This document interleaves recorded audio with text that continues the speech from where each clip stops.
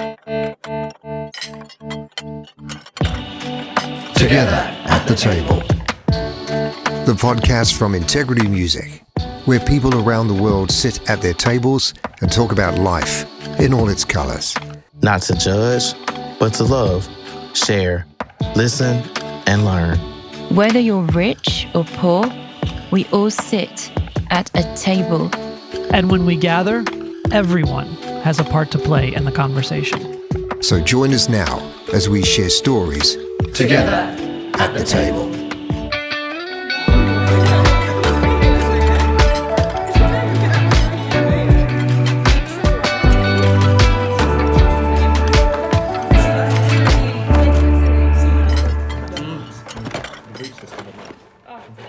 Welcome to Together at the Table, where we gather to share stories and insights with extraordinary individuals. I'm your host, Andrew Phillips, and today we have the pleasure of introducing you to the multi-talented Stu G.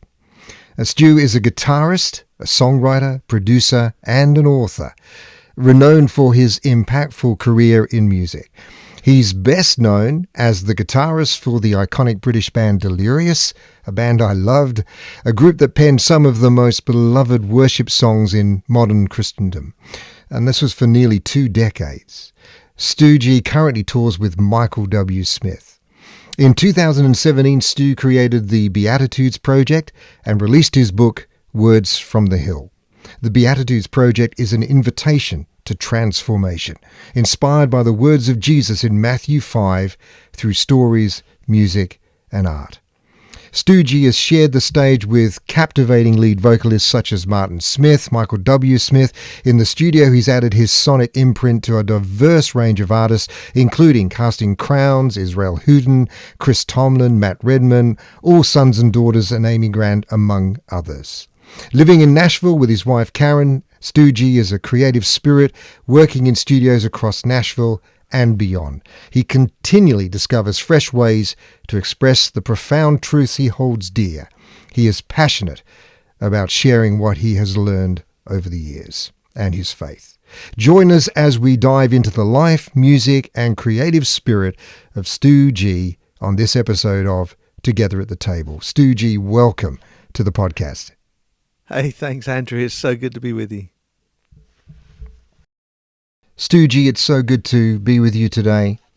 And I wonder if you would do us the honor of inviting Jesus to our table. This podcast is based on Luke 11:37, where Jesus had finished speaking, and a Pharisee invited him to come and have lunch with him, be with him, sit with him. And he did. He came and he reclined at the table. I wonder if you'd invite Jesus to our table, this virtual table today. Yeah, great. Well, thanks for having me. Yeah, Jesus, come into our conversation. You're welcome into this conversation and at this table. Thank you for your presence. Thank you for being with us. Help our words, help our stories, help them connect to folks and maybe have a unifying effect on people. Amen. Amen. Stu G, I wanted to ask you about the table you work at. It's quite amazing. You write songs, you sing, you're an author, you produce. There's so many things that you do. So it's a busy table that you work on. Just unpack your table for us a little bit. Yeah. So back in the day, with Delirious, that was all encompassing. And when that came to an end, I kind of had this moment of oh no, what am I going to do? And not long after that, I started to work with an artist called Michael W. Smith, who's a bit of a legend over here. And so I play live with Michael W. I got a publishing deal, and started to write songs with folks. I was part of something called One Sonic Society with a couple of other songwriters over here, and little by little, just started to gather things. And I think for me, I really enjoyed my time in Delirious. It was a very creative time, but this was this new kind of world was very different, and I wasn't boxed into just one one thing. So creatively, I could, expand my borders, expand my relationships, and get involved in a whole host of different things. So I've played on Americana records. I've played with a band called Johnny Swim. We did some VH1 shows, and so done some pop stuff and some Americana, but predominantly my work is in the Christian music world, and I absolutely love it. Got some great relationships and friendships here, and yes, I'm sitting in my studio here, so folks send me things to play on, or come and we write songs together. But also, I'll go to studios all over Nashville, and last week I was in Real World in Bath, actually, and in the UK, and working with my old buddy Martin Smith. So it's very diverse. I think that as I've got older and longer in the tooth, if you like, and just had these 30 to 40 years of working in the music industry and what have you, I feel like I've got a lot to share, and I feel like the season I'm coming into is probably a little bit more kind of perhaps a little bit more mentorship, a little bit more coaching, or not to define it like that, but passing on what I've learned over the years. And some of that is to do with music and guitar playing, and how to make sounds and stuff like that. But I think a lot of it as well is formation, and the sort of spiritual side, and the sort of healthy side of life.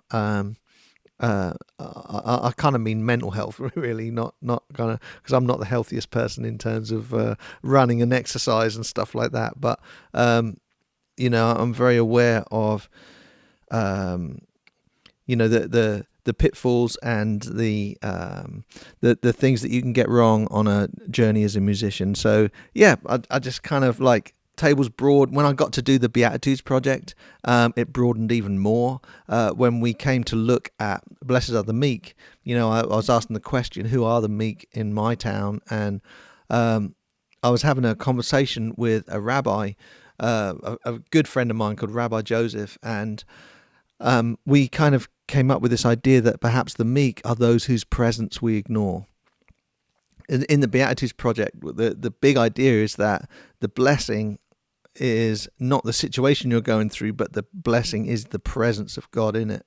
And then so taking that further, it's like the invitation to be present as well. And so whose presence do we ignore? So in the project, I kind of spent time with the African American community here in Franklin, and the Muslim community, and folks who perhaps we don't engage with on a daily basis. And it was just like, tell me your story. And we talked about inviting Jesus to the table. It's like I got invited to some other tables that were really fascinating. And I feel like when you hear people's stories, it helps you not to judge them right away, or to judge where they've come from right away. And so that's been a big part of my expanding table. That's a beautiful outline of your life and what you do. And when you sit at these tables, the end result is something creative, like it's a song.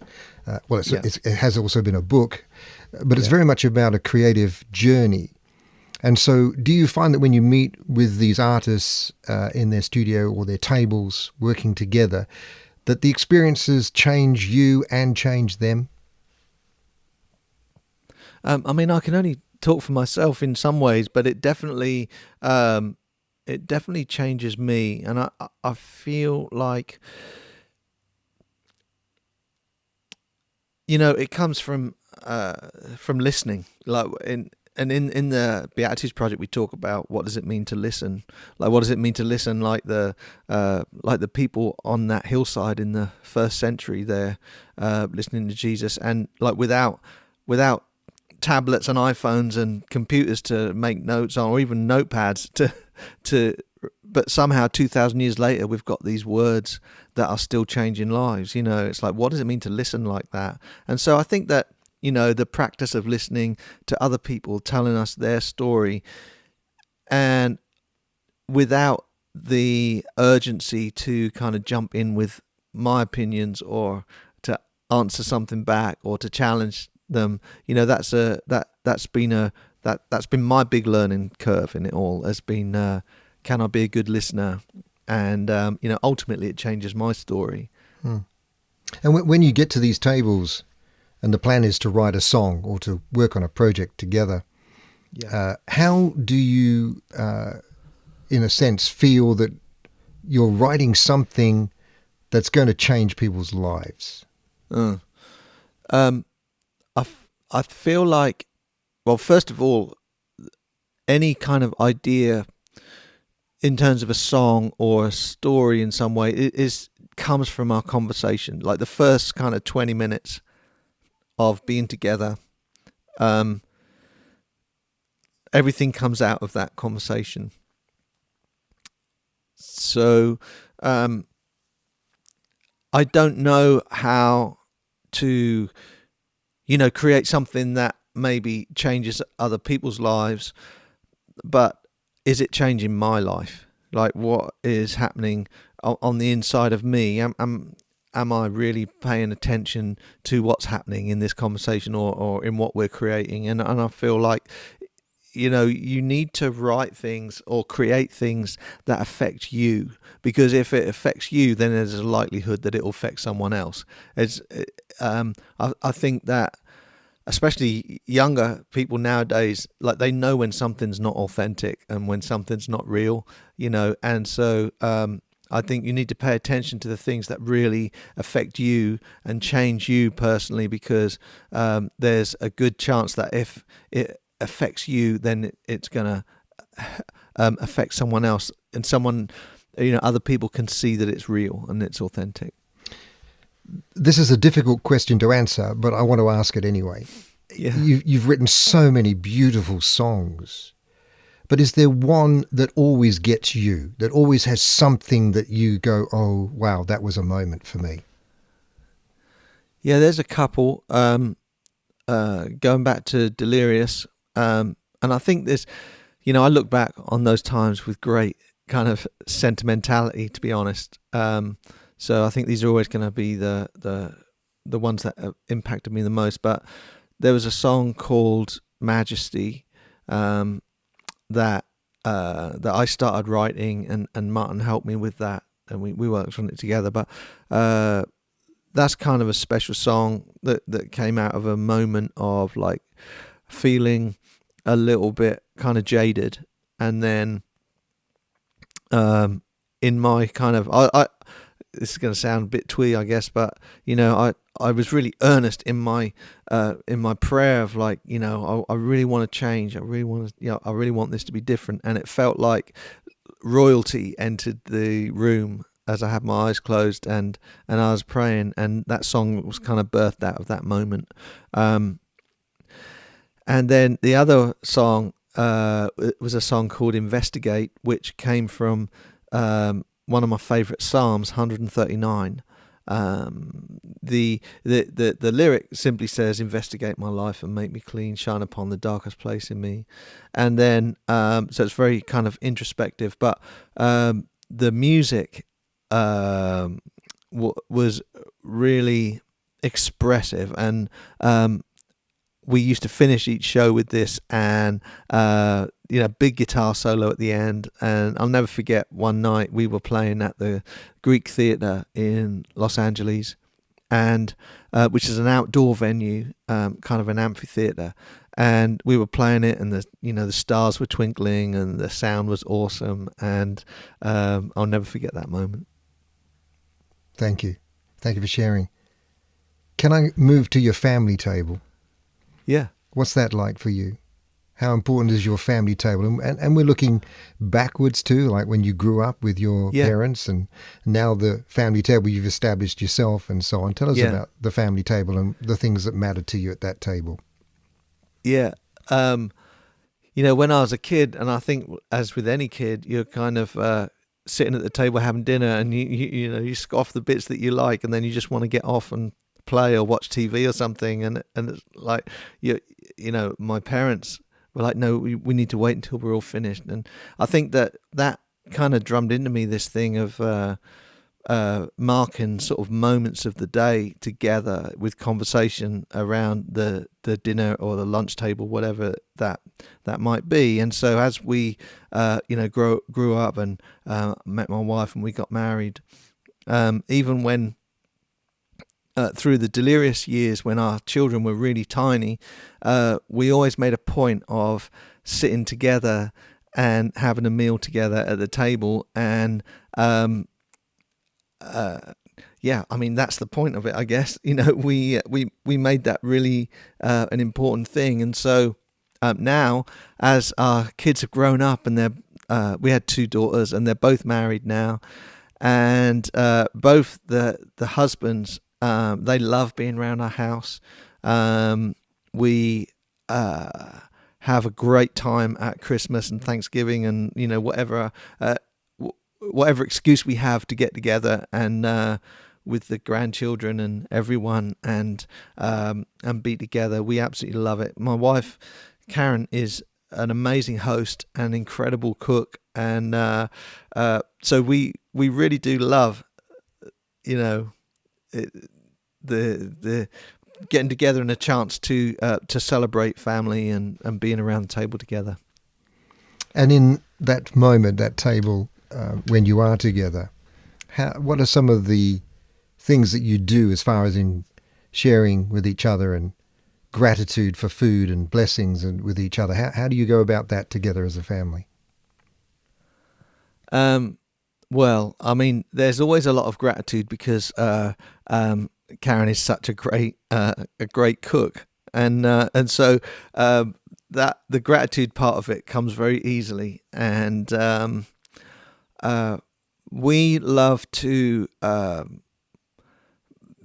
try and create an environment where people feel very comfortable, and so our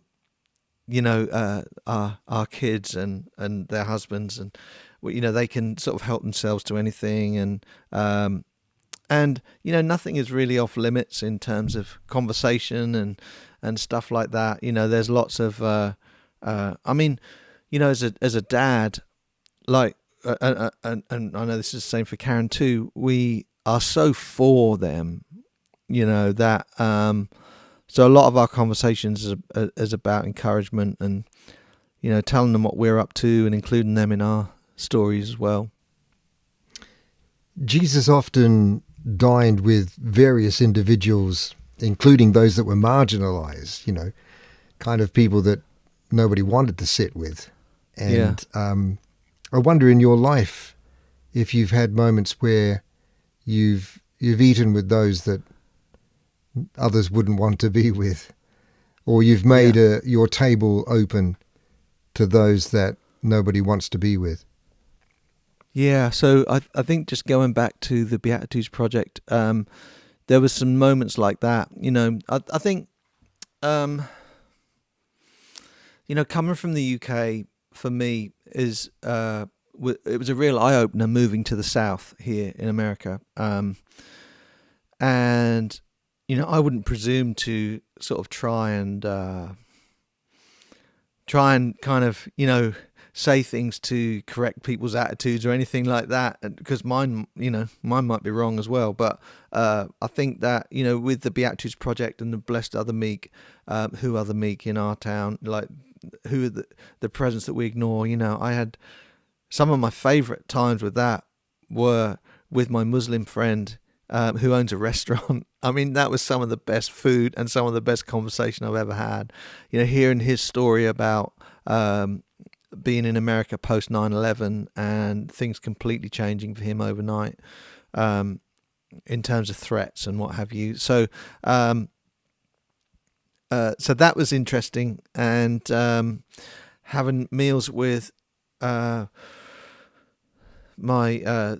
black friends that I made from a church called First Missionary Baptist Church, and hearing their stories about growing up in the projects in Franklin, where the on Main Street there's these antebellum mansions that are like $1 million mansions, and then right behind their yards is like projects and social housing and stuff, like an extreme poverty.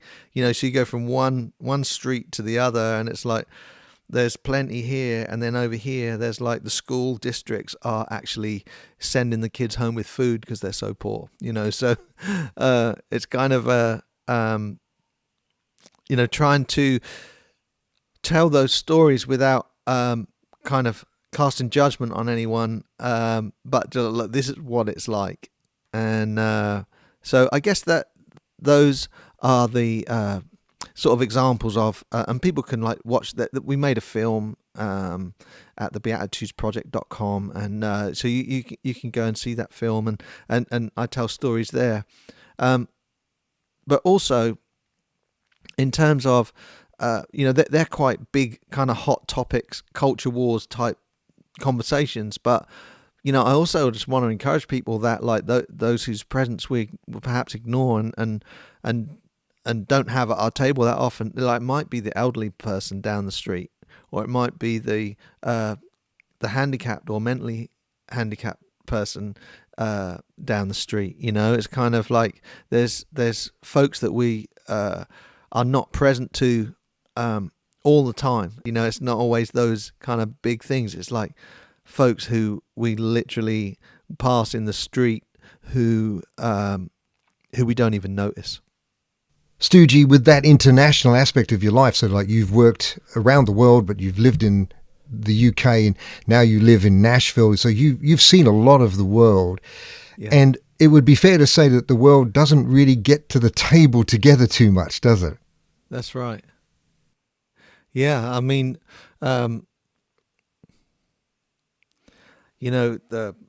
idea of unity and like thinking about what unites us, like that's not very much on our minds nowadays. It's all about who we disagree with, and so I'd love to encourage folks to think about that, like what actually unites us, and perhaps if I have friends. So in America, I hate to kind of like talk about it like this, but you've got progressives and you've got conservatives, and ne'er the twain shall meet kind of thing. And for my progressive friends, I'll often tell the story of back in the day. I used to go and lead worship at a church called Mars Hill in Grand Rapids, and the pastor was Rob Bell at the time. And he used to encourage me, like by saying, but he literally kind of used your language. He was saying, Stu, you're really happy talking to your rabbi and talking to your Muslim friends and all and people who agree with you on different things. But he said you have to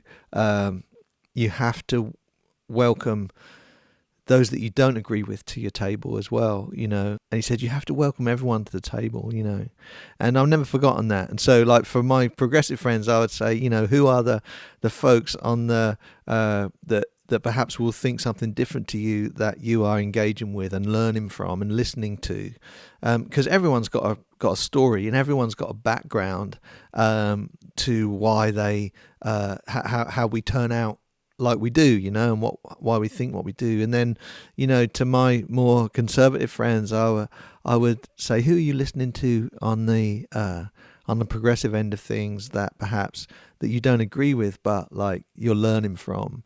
Because I think it's really important to understand why people become who they are.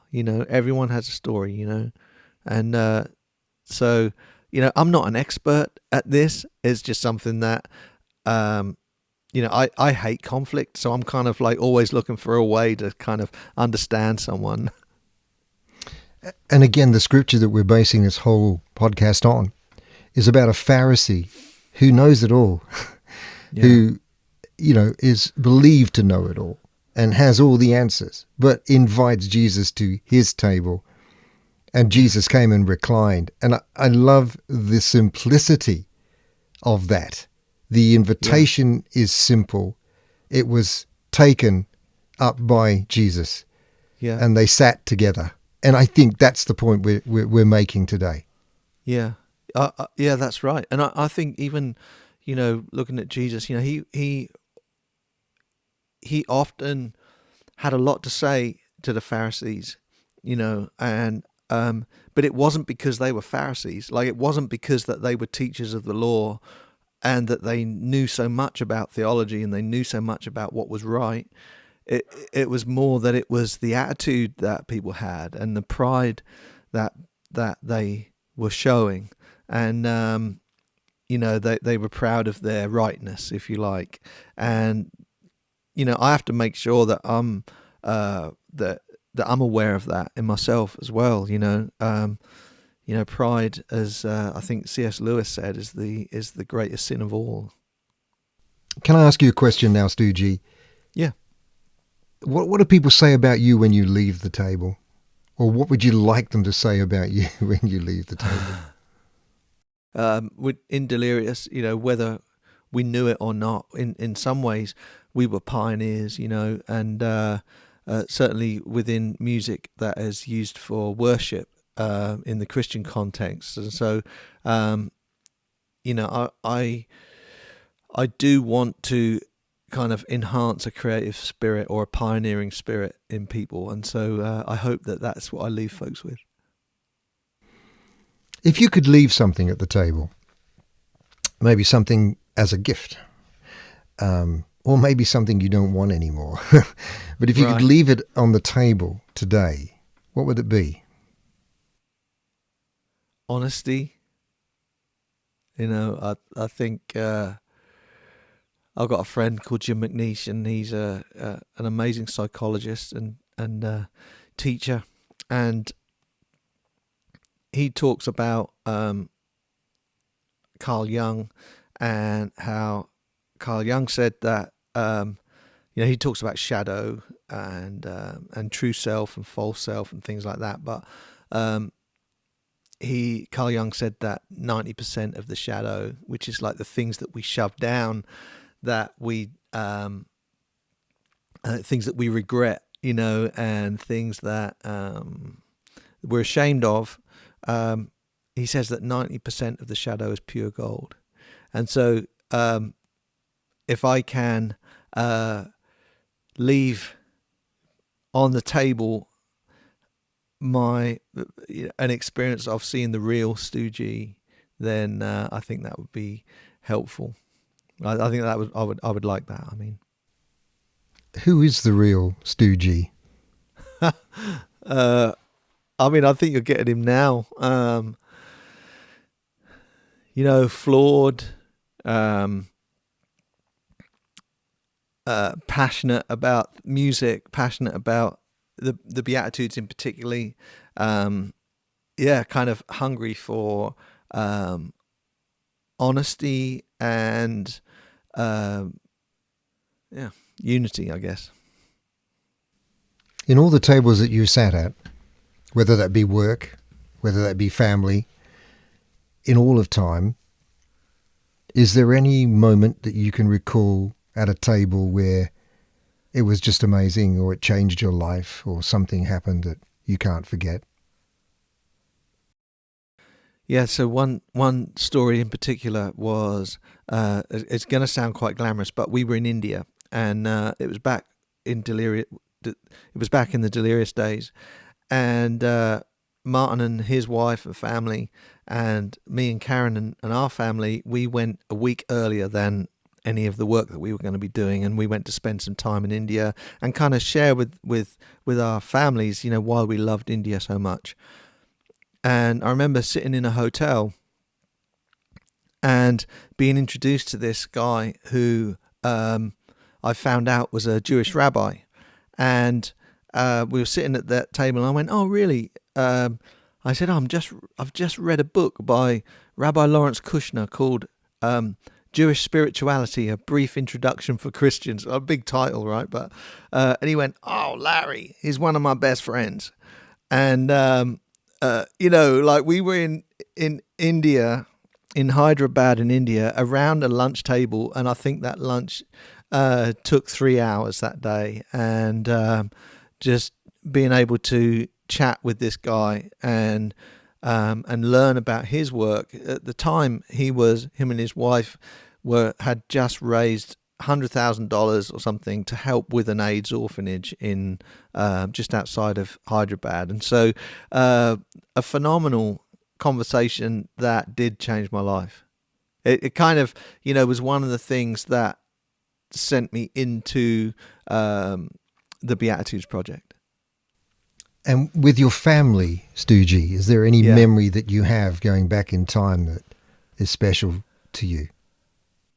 Yes, last Christmas, we had a beef tenderloin for the first time, and I cooked that with my wife, and it was just the best experience of a meal that we'd had for a long, long time. And it was just with our little family, our daughters and their husbands and children and what have you. And yeah, I'll never forget it. That was an amazing time. If you could sit at the table with anybody who's sadly might have passed on or is around now, and sit with them at that table, who would that be and why? I've never really thought about this. So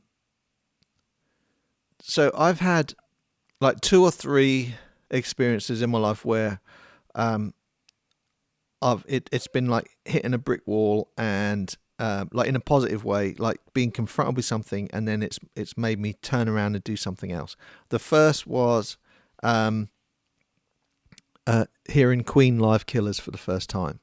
So if I could sit down at the table with Freddie Mercury or Brian May in particular, I guess. I mean, he's still alive, because that hearing the opening chords of that record, Queen Live Killers, made me want to play the guitar, and I ended up selling the drum kit and getting a guitar. My dad took me to Whitmore's Music on Norwich Road in Ipswich, and we bought my first guitar and practice amp, and that was it. I was on my way.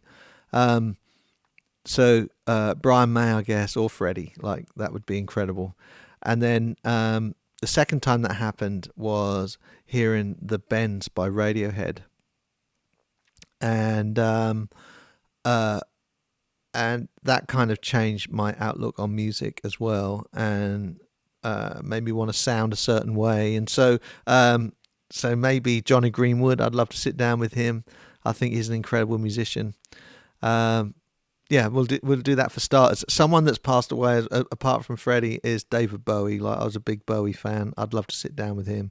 I mean, these are all kind of like musician guys, but that's all I can think of right now, top of my head. Oh, they're wonderful, and I've met all of them, and I've had the chance to be with them for one-on-one chats, as well. And so I share your enthusiasm for that conversation, because that's great. They truly are amazing people. Yeah. And they were very giving at their tables as well. They loved what they were doing, and they cared about what they were doing, and that music really did portray that. I want to move to the question. It's one of the big questions of this podcast, which is that if you sat with Jesus, Stu G, you sat with him, literally, and you had a conversation with Jesus, what would you say? I have thought about this, and I have a sense that I think the questions that I would want to ask without being in his presence or without him being there would be ones that were quite anxiety filled. But, like, am I doing okay? That kind of thing, right? Will he look after my family and stuff like that? My dad's not well right now, right? So it'd be like, would you heal my dad? But I have a feeling that if I was sitting in the physical presence of Jesus, that even just him looking at me would take all that stuff away. I think that we would know the goodness and kindness and And so I don't know whether I would ask him like, oh, what music do you like? What have you enjoyed in the last, in my lifetime? I don't know. But I think that my gut reaction to is to ask for things, or to kind of like want some kind of salve on my self-doubt, but I think that in his presence it would be completely different. Like maybe it would be thank you for this life, thank you for my family, thank you for the experiences that we have. I can be quite anxious about the future and about jobs and earning money, and because it's still a hassle 40 years, it's still a hustle, I mean, not hassle, it's a hustle 40 years in, to make a living as a musician. And but I think that if I was to sit down with Jesus in a physical way, I think all those would kind of like disappear with one gaze. Yeah. And what would you hope that he would say to you? I don't know. I mean, it's kind of all, I'm just kind of making stuff up now, but I hope that he would say, look what we've done together. Like, hasn't this been fun?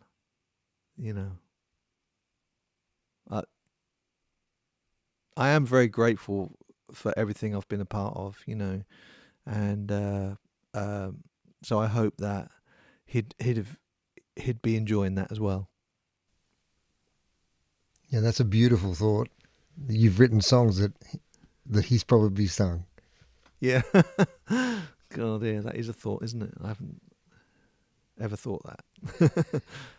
What would you say to people who are listening to this podcast today, and they are undecided about getting to that table of discussion with Jesus for various reasons? Could be many reasons. Could be they've had a tough life, maybe a bad example of Jesus, whatever, a whole lot of things. Yeah.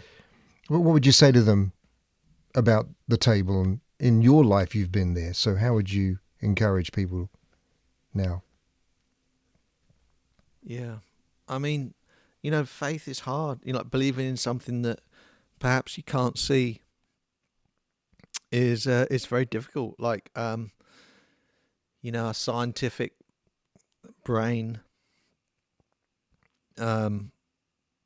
is makes it hard to kind of even contemplate, a God that you can't see. I mean, I perhaps would just say, look, in my experience, there's been times when, I've hit hard times or rock bottom or whatever it is, and I've experienced the goodness of God help me through something, some things that perhaps you can't explain, connections that have been made that feel like divine intervention. And maybe someone would just say, well, yeah, but that was just lucky or whatever. But I would say, I just take a moment to ponder the things that perhaps you can't explain in your story, and maybe the times when you experience something that is, you have an awareness that it's bigger than you. So perhaps it's like, seeing the supermoon, or standing on a mountain in Switzerland and looking out, or a conversation with a close friend that lasts for hours, and it's almost like you don't know where the time went, and like the idea of like just being connected to something that's bigger than you, and maybe that something is a someone. Like, let's just think about that for a moment. I'd try and encourage folks to do that. Stu G, thank you so much for being together on the table today. Thank you for having me, Andrew. I enjoyed the conversation.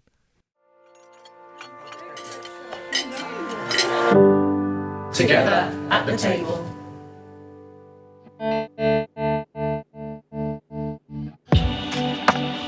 Together at the Table is an Integrity Music podcast and hosted by Andrew Phillips.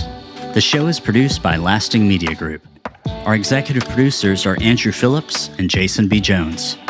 Special thanks to Callie Argent, Bruno Balduino, Olivia Buchanan, Madison France, Alicia St. Gelais, Robbie Moore, Matt Lott, Noah Newman, and John Schneck. Our theme music is Good God, Lo-Fi Version by Special Music from their upcoming album Still Worship, Lo-Fi Volume 2. To listen to more lo-fi and Christian instrumental music, search for Still Worship wherever you listen to music. To learn more about Together at the Table, as well as Integrity Music, visit integritymusic.com. And to get more involved with the show, follow us on socials at Together Table Pod. We've also set up a voicemail at 1-607-96-TABLE. That's 1-607-968-2253. If you have comments or questions, or you'd like to be a part of the show, please call and leave a message. Also, be sure to subscribe, rate, and review our show wherever you listen to podcasts. This helps keep Together at the Table on the charts where people can find our show. Thank you once again for being with us together at the table.